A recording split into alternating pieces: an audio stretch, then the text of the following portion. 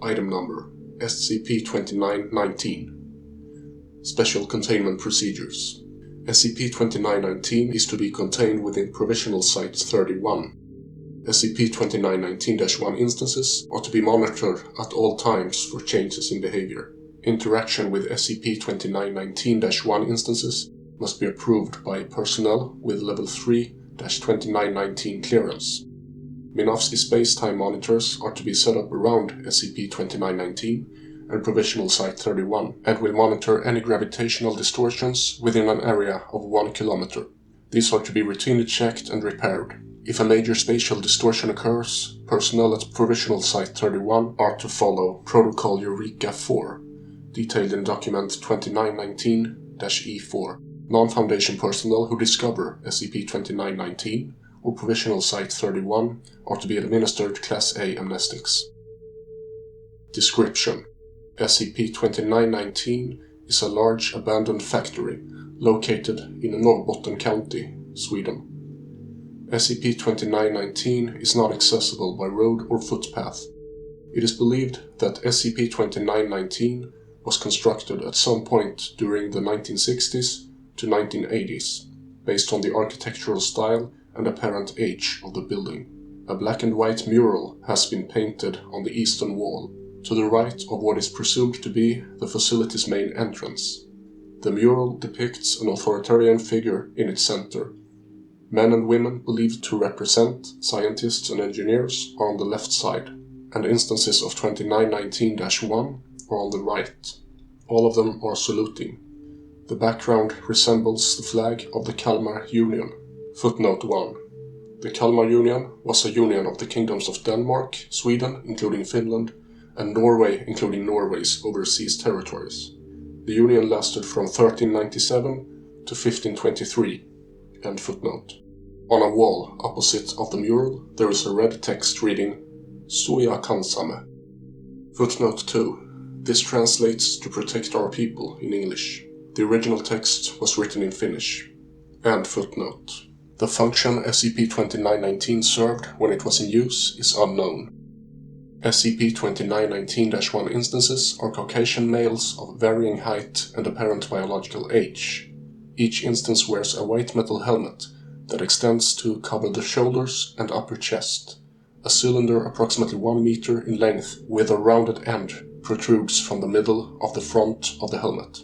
On the one side of the cylinder is a rectangular box with a small square hole on the front of it.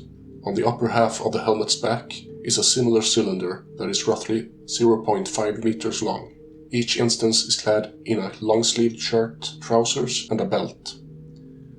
SCP-2919-1 instances do not have difficulty with movement despite the shape of the helmet. SCP-2919-1 instances will stand in pairs at each entrance of SCP-2919 and prohibit entry. Instances will rotate in 6-hour shifts and are relieved by SCP-2919-1 from within the facility. SCP-2919-1 instances are conversant in Swedish, Finnish, Danish, Norwegian, Russian, and English. SCP-2919-1 instances will actively prevent human subjects from entering SCP-2919, starting with verbal warnings. Non-compliance will result in escalating use of force, culminating in the use of what appears to be the generation of localized gravitational distortions to remove individuals from the premises of SCP-2919.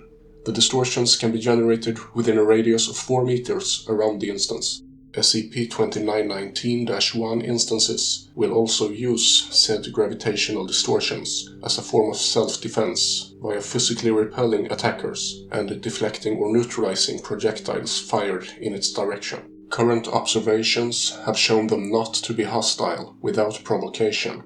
So far, only 3 subjects have been killed by SCP-2919-1 instances, due to gravitational distortions appearing on or in their body after attempted attacks by the subjects. Further details are in Document 2919-D7.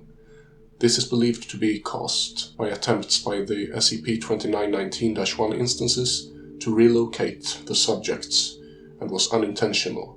These abilities have prevented the capture and study of SCP-2919-1 instances. This also prevented any exploration of SCP-2919. Addendum. At 10:54 a.m., an SCP-2919-1 instance named SCP-2919-1V for the autopsy log began to spasm and subsequently collapsed. 3 minutes later, another SCP-2919-1 instance emerged from SCP-2919 and took its place at its posts, ignoring the collapsed instance. SCP-2919-1V was able to be retrieved with no complications arising. After confirmation that the instance was dead, an autopsy was performed on the corpse. The helmet is composed of stainless steel, painted in white.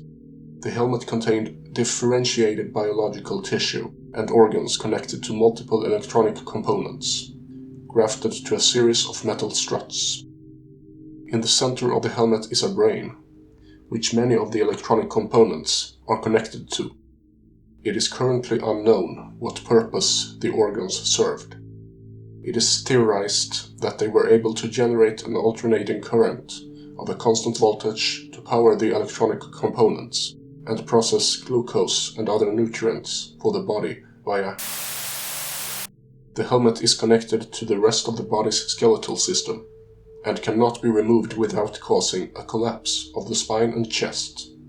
The letters KU-21 have been tattooed above the navel. The rest of the body and its attire showed no abnormalities. During the autopsy, the instance was surrounded by a gravitational lensing effect and subsequently vanished along with the autopsy table and various instruments. Footnote: a visual effect caused by the bending of light around a large gravity source. This is commonly observed in space when light from a distant source is bent around a cluster of galaxies. End footnote. Sensors picked up a large spatial and gravitational distortion in the area when this occurred, which pulled the instruments towards SCP-2919-1V's body.